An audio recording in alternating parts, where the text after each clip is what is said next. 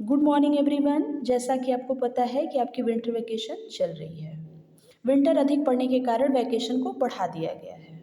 तो आपकी पढ़ाई का नुकसान ना हो इसलिए हम आपको वीडियो के माध्यम से थोड़ा थोड़ा पढ़ाने की कोशिश करेंगे। आज जो हम पाठ पढ़ाने वाले हैं उसका नाम है चुनौती हिमालय की। चुनौती हिमालय की एक यात्रा वृत्तांत है।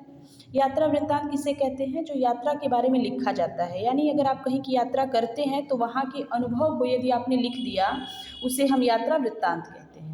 वो यात्रा आपकी मनोरंजक भी हो सकती है, रोमांचक भी हो सकती है। ये जो यात्रा वृत्तांत है चुनौती हिमालय की, ये किसकी है? ये पंडित जवाहरलाल नेहरू का यात्रा वृत्तांत है। पंडित जवाहरलाल नेहरू अमरनाथ की यात्रा पर जाते हैं और उस यात्रा में उनको किन किन दिक्कतों का, किन किन मुश्किलों का सामना करना पड़ता है, उसी के बारे में इस पाठ में बताया गया है। तो आइए हम पाठ को पढ़ते हैं। जोजीला पास से आगे चलकर जवाहरलाल मातायन पहुँचे तो वहाँ के नवयुवक कुली ने बताया, साहब सामने उस बर्फ से ढके पहाड़ के पीछे अमरनाथ की गुफा है। लेकिन साहब रास्ता बहुत टेढ़ा है। किशन ने कुली की बात काटी। बहुत चढ़ाई है और साहब दूर भी है। कितनी दूर? जवाहरलाल ने पूछा। 8 मील साहब, कुली ने जल्दी से उत्तर दिया। जोजीला जो है एक दर्रा है। दर्रा हम किसे कहते हैं? दो पहाड़ों के बीच का जो पतला रास्ता होता है, जो पतली जगह होती है, उसे दर्रा कहा जाता है। और यदि वो जगह बड़ी है, अधिक है, तो उसे हम घाटी कहते हैं। तो जो जगह है उसका नाम है जोजीला दर्रा। जोजीला पास से आगे चलकर जवाहरलाल मातायन एक जगह है, वहाँ पहुँचते हैं तो वहाँ के नवयुवक कुली ने बताया, तो वहाँ के जो कुली है यानी जो सामान ढोने वाला है उसने बताया, साहब ये जो बर्फ से ढका हुआ पहाड़ दिखाई दे रहा है उसी के पीछे अमरनाथ की गुफा है। तभी उनके साथ जो किशन है उसने उसकी बात को काटा, कुली की बात को, और कहा कि बहुत चढ़ाई है और बहुत दूर भी है। कितनी दूर? जवाहरलाल ने पूछा। 8 मील साहब, कुली ने जल्दी से उत्तर दिया। बस तब तो जरूर चलेंगे। जवाहरलाल ने अपने चचेरे भाई की ओर प्रश्नसूचक दृष्टि डाली। दोनों कश्मीर घूमने निकले थे और जोजिला पास से होकर लद्दाखी इलाके की ओर चले आए थे। अब अमरनाथ जाने में क्या आपत्ति हो सकती थी? फिर जवाहरलाल रास्ते की मुश्किलों के बारे में सुनकर सफ़र के लिए और भी उत्सुक हो गए।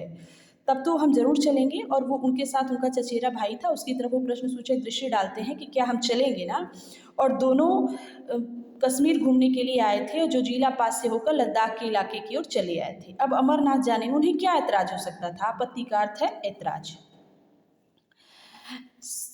सिर्फ जवाहरलाल रास्ते की मुश्किलों के बारे में इस फिर जवाहरलाल रास्ते की मुश्किलों के बारे में सुनकर सफ़र के लिए और भी उत्सुक हो गए। जब जवाहरलाल को पता चला कि अमरनाथ की यात्रा में बहुत सी मुश्किलें हैं तो उनको उनके लिए ये सफ़र और भी उत्सुक हो गया, यानी और भी वो उत्सुक हो गए, जिज्ञासु हो गए जानने के लिए कि क्या क्या मुश्किलें हैं, किस प्रकार की मुश्किलें हैं।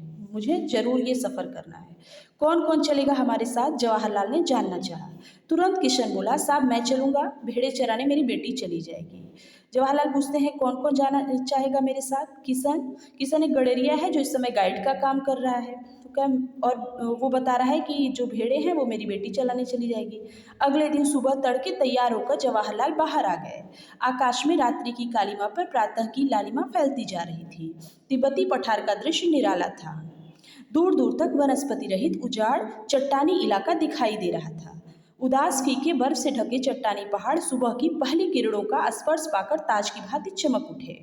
दूर दूर दूर से छोटे छोटे ग्लेशियर ऐसे लगते मानो स्वागत करने के लिए पास सरकते आ रहे हों। सर्द हवा के झोंके हड्डियों तक ठंडक पहुंचा रहे थे। कहने का ये मतलब है कि रात्रि बीत रही थी और सुबह की लालिमा फैलती जा रही थी। तिब्बत के पठार तो का जो दृश्य था वो निराला था, यानी अनोखा था। दूर दूर तक कोई भी वनस्पति नहीं थी, यानी दूर दूर तक वनस्पति रहित उजाड़ चट्टानी इलाका दिखाई दे रहा था, यानी दूर दूर तक सिर्फ चट्टान दिखाई दे रही थी, एक भी वनस्पति वहाँ दिखाई नहीं दे रहे थे। उदास फीके बर्फ से ढके चट्टानी पहाड़ सुबह की पहली किरणों का स्पर्श पाकर ताज की भांति चमक उठे, यानी उस पर वनस्पति नहीं थी, वो उदास दिख रहे थे। पहाड़ कैसे दिख रहे थे? उदास और फीके लग रहे थे और बर्फ से ढके हुए थे। और जब सुबह की पहली किरण, जो सूरज की किरणें निकलती हैं, उसका जब स्पर्श उस पहाड़ पत्थरों पर पड़ रहा था तो किसकी भांति चमक रहे थे? ताज की भांति चमक रहे थे। और दूर दूर से छोटे छोटे ग्लेशियर ऐसे लग रहे थे मानो स्वागत करने के लिए पास सरकते आ रहे हों। जब सूर्य की किरणें पड़ती हैं तो ग्लेशियर क्या होता है? ग्लेशियर बर्फ से जो ढके होते पहाड़ हैं वो पिघलने लगती हैं बर्फें, तो ये लग रहा है वो सड़क के नीचे मिलने आ रही हैं हमसे। और जो ठंडी हवा बह रही थी वो हड्डियों तक को ठंडक दे रही थी। जवाहर ने हथेलियां आपस में रगड़कर गर्म की और कमर में रस्सी लपेटकर चलने को तैयार हो गए। हिमालय की दुर्गम पर्वतमाला मुंह उठाए चुनौती दे रही थी। जवाहर इस चुनौती को कैसे न स्वीकार करते। भाई किशन और कुली सभी रस्सी के साथ जुड़े थे। किशन गडेरिया अब गाइड बन गया। जवाहरलाल ने क्या किया, दोनों हथेलियों को आपस में रगड़ा और कमर में रस्सी लपेट करके चलने के लिए तैयार हो गए। हिमालय की दुर्गम यानी कठिनाई भरी जो पर्वतमाला है वह मुंह उठाए चुनौती दे रही थी। चुनौती किसे दे रही थी? जवाहरलाल को दे रही थी, क्योंकि वहाँ पहुँचना जोखिम भरा काम था और वो चुनौती यानी ललकार रही थी कि क्या आप इस जोखिम को उठा सकते हैं। जवाहर इस चुनौती को कैसे न स्वीकार करते। भाई किशन और कुली सभी रस्सी के साथ जुड़े थे, सभी एक रस्सी में बंधे हुए थे। किशन अब गडेरिया बन गया था। बस 8 मील ही तो पार करने हैं। जोश में आकर जवाहरलाल चढ़ाई चढ़ने लगे। यूं 8 मील की दूरी कोई बहुत नहीं होती, लेकिन इन पहाड़ी रास्तों पर 8 कदम चलना दूभर हो गया। एक एक डग भरने में कठिनाई हो रही थी। रास्ता बहुत वीरान था। पेड़ पौधों की हरियाली के अभाव में एक अजीब खालीपन सा महसूस हो रहा था। कहीं एक फूल दिख जाता तो आंखों को ठंडक मिल जाती। दिख रही थी सिर्फ पथरीली चट्टानें और सफ़ेद बर्फ। फिर भी इस गहरे सन्नाटे में बहुत सुकून था। एक ओर सू सू करती बर्फीली हवा बदन को काटती तो दूसरी ओर ताजगी और स्फूर्ति भी देती। अब यहाँ पे रास्ते का वर्णन है कि रास्ता जो है वो बहुत ही वीरान था, बहुत सुनसान था। जैसा कि अभी आपको पता है कि एक भी पेड़ पौधे नहीं दिखाई दे रहे थे, तो बहुत ही खाली खाली सा लग रहा था। और अगर एक हाथ फूल दिख जाता था तो अच्छा लग रहा था, सबको आंखों को ठंडक मिल जाती, यानी अच्छा महसूस हो रहा था। और क्या दिखाई दे रहा था? सिर्फ पथरीली चट्टानें और सफ़ेद बर्फ। जो बर्फ से ढके पहाड़ थे सिर्फ वो दिखाई दे रहे थे और पथरीली चट्टानें दिखाई दे रही थी। फिर भी इन गहरे सन्नाटे में बहुत सुकून था।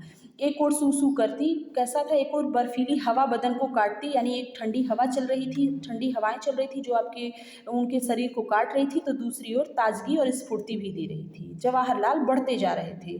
ज्यों ज्यों ऊपर चढ़ते गए त्यों त्यों सांस लेने में दिक्कत होने लगी। जैसे जैसे वो पहाड़ की तरफ ऊपर चढ़ते गए वैसे वैसे अब उनको सांस लेने में दिक्कत होने लगी।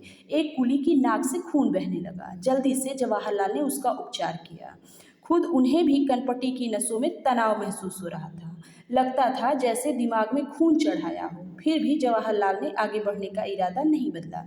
जवाहरलाल जैसे जैसे आगे बढ़ते जा रहे थे वैसे वैसे उन्हें सांस लेने में दिक्कत हो रही थी और जो कुली था उसकी नाक से खून भी बहने लगा। जल्दी से जवाहरलाल ने उसका उपचार किया, यानी उसका इलाज किया और खुद उन्हें भी कनपटी की नसों में तनाव महसूस हो रहा था।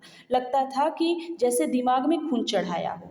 फिर भी जवाहरलाल ने आगे बढ़ने का इरादा नहीं बदला, यानी उन्होंने अपनी यात्रा को रोका नहीं, वे आगे की तरफ बढ़ते गए। तो आज सिर्फ हम इतना ही पढ़ेंगे। पाठ का शेष अंश हम अगली क्लास में पढ़ेंगे और इसमें जितने भी शब्द हमने अंडरलाइन किए हैं, शाप का अर्थ साहब होता है, प्रश्न सूचक यानी प्रश्नपूर्वक, दृष्टि यानी नज़र होती है, मुश्किल यानी कठिनाई होती है, सफ़र यानी यात्रा होती है और सफ़र यानी रास्ता होता है, आपत्ति यानी ऐतराज़ होता है, तड़के यानी जल्दी, सुबह जल्दी, दुर्गम यानी कठिनाई भरा रास्ता, दूभर यानी मुश्किल, दिक्कत यानी परेशानी। इन शब्दों को आप अपनी रफ कॉपी में लिखिएगा और इसका अर्थ अपने शब्दों में लिखिएगा और उसे याद करिएगा। शेष अंश हम अपनी अगली क्लास में पढ़ेंगे। धन्यवाद।